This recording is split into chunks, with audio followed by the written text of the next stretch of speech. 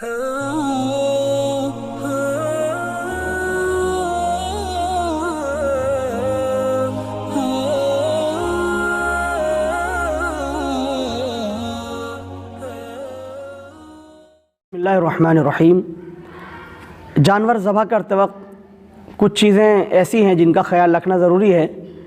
चुनांचे जो शख्स ज़बह कर रहा है जानवर, उसको इस बात का ख़्याल रखना चाहिए कि उसका रुख क़िबले की जानिब हो, वो ख़ुद क़िबले की तरफ हो।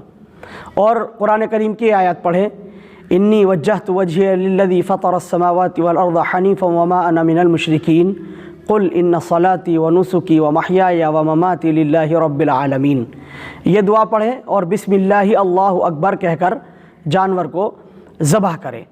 जानवर ज़बह करने से पहले इस बात का ख्याल करें कि जिस छुरी से जानवर को ज़बह कर रहा है वो भी बहुत तेज़ हो, तेज़ धार वाली छुरी हो, ताकि एकदम से काटना शुरू करें तो जानवर की रगें कटती चली जाएं।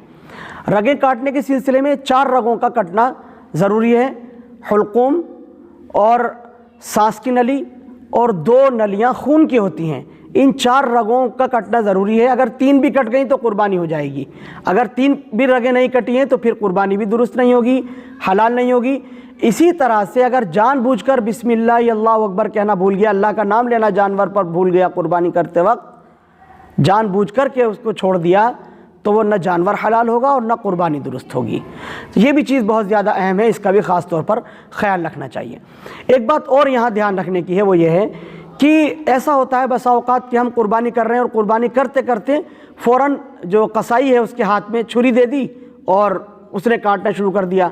अब यहाँ बारीक बात यह है कि दोनों को बिस्मिल्लाह पढ़ना ज़रूरी है, जो काट रहा है वो भी और जिसने बाद में छुरी ली है उसका भी बिस्मिल्लाह कहना ज़रूरी है। ये लाजमी है। अगर एक ने भी अमदन ऐसा न किया, बिस्मिल्लाह न कहा और ये 4 रगें कटने से पहले पहले जानवर फौत हो गया, हलाक हो गया, तो ये कुर्बानी उनके लिए हराम हो जाएगी, इसका गोश्त भी हलाल नहीं रहेगा, ये नाजायज़ होगा। इस पहलू पर भी ख़ास तौर से तवज्जो देने की ज़रूरत है। तो पहले इस बात का ख्याल रखें कि छुरी तेज़ धार वाली होनी चाहिए। फिर इसी तरह से जब कुर्बानी करें तो उस वक्त ये दुआ पढ़ लें, अल्लाहुम्मा तक़ब्बल मिन्नी कमा तक़ब्बलत मिन हबीबिका व खलीलिका मिन हबीबिका मुहम्मदिन व खलीलिका इब्राहीम। ये दुआ पढ़ें। अब मिन्नी की जगह अगर किसी दूसरे की तरफ से कुर्बानी कर रहे हैं तो मिन्नी न कह कर के मिन फुला कर दें, या अरबी में इस ज़बान को नहीं कह सकते तो नियत कर लें कि फ़लाँ साहब की तरफ से मैंने ये कुर्बानी की है। इसी तरह से जिसकी कुर्बानी है बेहतर यह है कि वो अपने हाथ से ज़बह करें, ये बेहतर है। अगर ख़ुद अच्छे तरीके से ज़बह करना नहीं जानता, किसी तरह का ख़दशा है, तो किसी दूसरे से भी करा सकता है, उसके ज़रिए से भी कुर्बानी कराना जायज़ है। बेहतर यह है कि कम अज़ कम कुर्बानी करते वक्त वहाँ पर वो मौजूद हो। इसी तरह से जो जानवर जिसकी कुर्बानी की जा रही है, कुर्बानी करने के बाद जब तक वो ठंडा ना हो जाए उस वक्त तक उसकी खाल ना उतारी जाए और जानवर को ज़बह करने से पहले खूब खिला पिला दिया जाए। और इस बात का भी एहतमाम करना चाहिए, एक जगह पर दूसरे जानवर को ज़बह ना करें। जहाँ एक मरतबा पहले जानवर ज़बह कर चुके हैं वहीं पर दूसरा जानवर ज़बह ना करें। आजकल जो हिदायत मुस्तकिल दी जा रही हैं, खून का नाली में ना बहाना और उसकी जो आलाइश हैं उसको यूँ ही न डाल देना, बल्कि इनका भी ख्याल रखें, उससे खून को दफना दें। उसकी जो आलाइश है, जो गंदगी और गलाजत उसके जिस्म से निकली है, उसको इकट्ठा करके जमा करके रखें और उसको गड्ढे वगैरह के अंदर दफनाने का नज़म करें। सफाई सुथराई ये इस्लाम का और अहले इस्लाम का शिआर है, हमारी पहचान है ये गोया कि इसका हमें सबूत देना चाहिए, ख़ास तौर से ईद उल अज़हा के मौके पर जबकि एक बड़े पैमाने पर हम कुर्बानियाँ करते हैं।